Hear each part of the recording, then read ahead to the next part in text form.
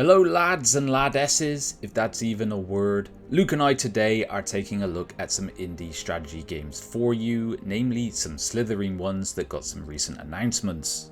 Why? Because we think indie strategy games are where you'll often find the genre's most interesting ideas.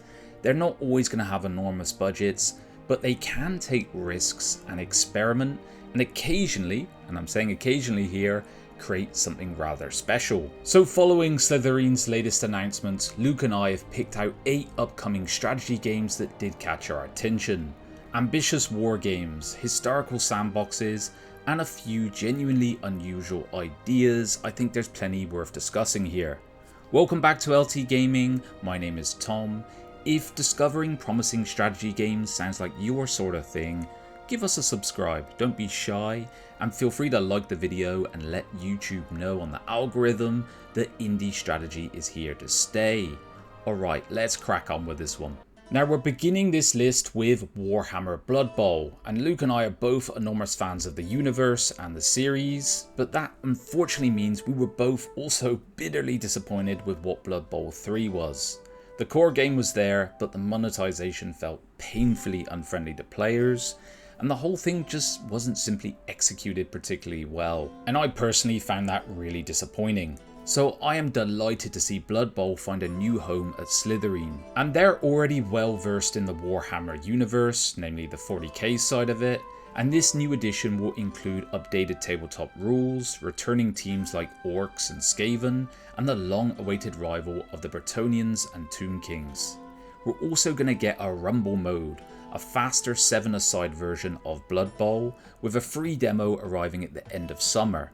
Better still, Blood Bowl 3 owners will receive this new game for free, with their existing content carrying across, and I'm absolutely a massive fan of this. It's really keeping gamers front and center in their thoughts. For me, Slitherine needs to rebuild the trust lost with Blood Bowl 3 though, and that means fair monetization, not no monetization, a stable multiplayer experience, proper league support, and a cleaner interface that doesn't make me feel like I'm doing administrative work in some government body. Blood Bowl itself remains a brilliant concept, but the challenge here is no doubt delivering it without everything surrounding the pitch getting in the way. This already feels like a much more gamer-friendly start, and I am genuinely curious to see what Slitherine can do with it.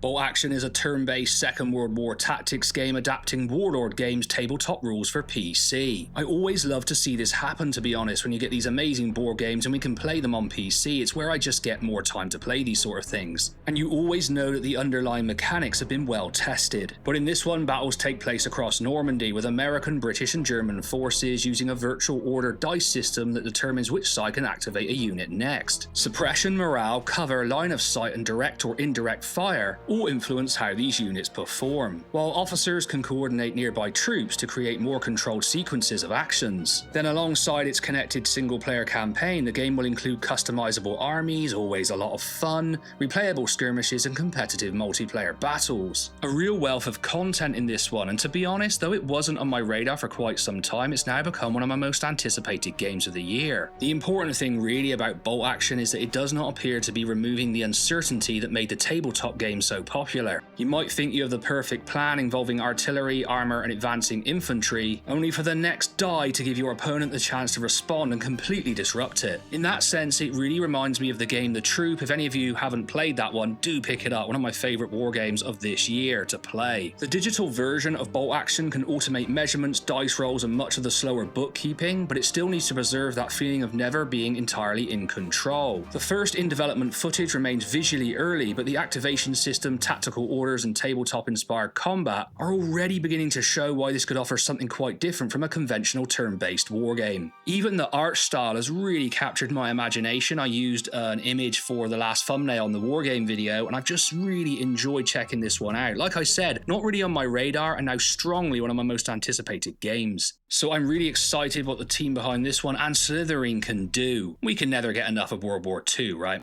The much hyped Battleplan was recently pushed back to Q3 following community feedback, and having already played the game, I think it was maybe the right decision.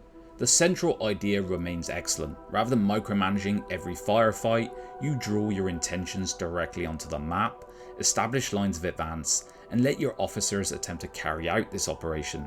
Once it clicked, I had an absolutely cracking time shaping breakthroughs, building layered defences, and watching my beautifully drawn arrows survive first contact or sometimes absolutely collapse. But there were areas that needed more work.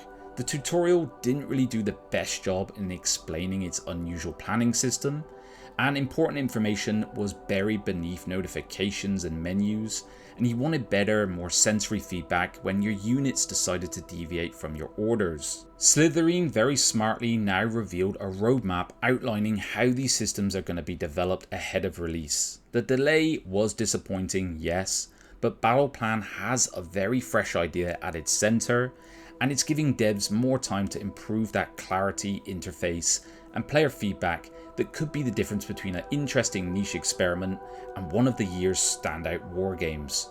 Now guys, one I'm really excited about. Veil of Ashes is a real-time strategy game set 2 centuries after a mysterious inferno devastated civilization and left behind Sinium, a powerful resource now used to fuel tanks and colossal steam-powered war machines. Yeah, you heard me right, that's a pretty exciting premise, right? Players assemble their forces from different military companies, combining infantry armor and towering behemoths while fighting to capture strategic sectors. Successful actions generate tactical points that can then be spent on reinforcements, battlefield support, and devastating strikes. While destructible environments mean craters, wreckage, and fallen units can gradually reshape the map. Was chatting with Tom about this last night, and we both agreed destructible terrain in games is a really underrated and fun element. It just makes it so much more immersive. This one's also going to feature a semi-procedural campaign alongside skirmish, cooperative, and competitive battles, supporting up to 4 versus 4 players. We have to get a game going on this one. There's already quite a bit of attention around Veil of Ashes, with the game passing 100,000 Steam wishlists before Slitherine stepped in as its publisher. I gotta say, a nice little bit of business there, Slitherine, well done to you. That partnership though could give the small team considerably more support and visibility, although it also raises expectations around how these ambitious systems will come together. No pressure everyone, we just expect a lot here because it looks so bloody good. The real attraction is not simply the sight of enormous war machines crossing the battlefield, although it kind of is, but the possibility that every battle will leave behind its own physical history.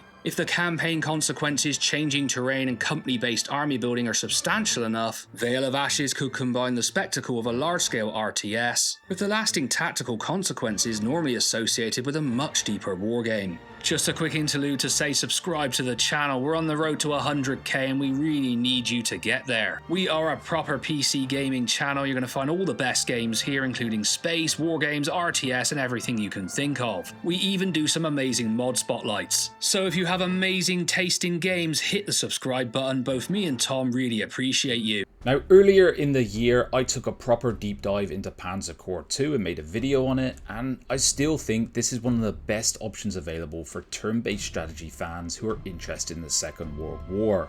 Now, its DLC catalogue is admittedly very extensive, but I quite like how it's been structured.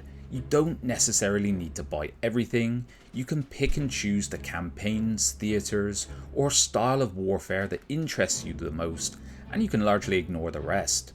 The latest edition is all American, a 9-mission campaign following the 82nd Airborne Division, so rather than tank heavy battles that defined much of the previous elite style content, this campaign will focus on airborne assaults, close quarters infantry combat, and desperately holding the captured territory against Axis counterattacks. I'm honestly surprised it has taken this long for Panzer Corps 2 to tackle such an iconic airborne campaign, dropping behind enemy lines, adapting on the fly.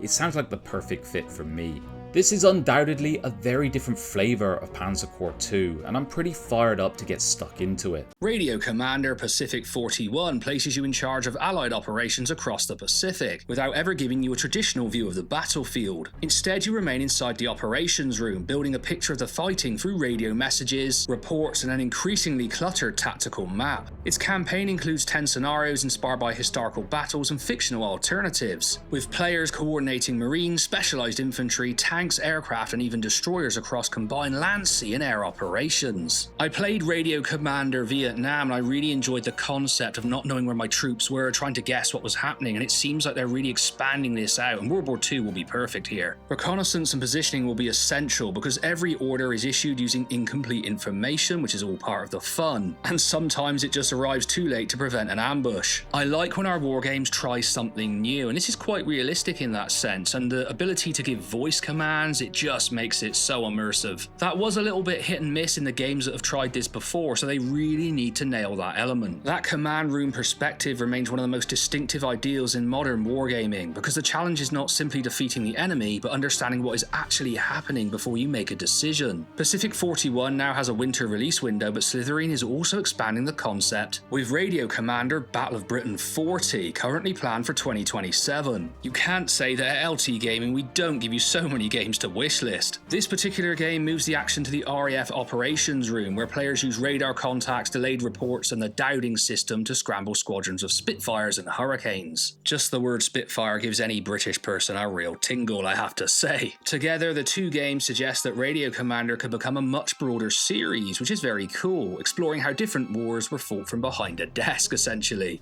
where one misunderstood message could be just as dangerous as an enemy weapon. Really exciting to see them expand this series. I can't wait to get on the mic and try delivering my orders. It's just a really great concept overall, and I think you should definitely wishlist these ones if you're interested in something a bit different. Bit of a left field one now for Slitherine. Space Station Designer has been confirmed for release on the 18th of November. And naturally, we are interested. We love almost anything involving space here at LT Gaming, doubly so when modular construction is involved. You will begin with a single core module before expanding into a network of orbital stations stretching all the way out to the moon. With more than 150 modules, you will manage your astronauts and logistics, while developing your manufacturing, commercial services, and a bit of space tourism, not too shabby. The ultimate goal is to construct and operate a lunar space elevator, which is precisely the sort of unnecessary, enormous space project that I can get behind. I am tempering my expectations slightly though, because this is a difficult genre to crack. Space Station Designer needs enough complexity to make designing and operating these stations feel rewarding, without burying players beneath 17 menus every time someone runs out of oxygen. It's also entering a crowded space, with games like Space Engineers 2 and even Era 1 already exploring modular construction in very different ways. The concept is absolutely there, but finding that right balance between depth and accessibility will decide whether this one actually stands out.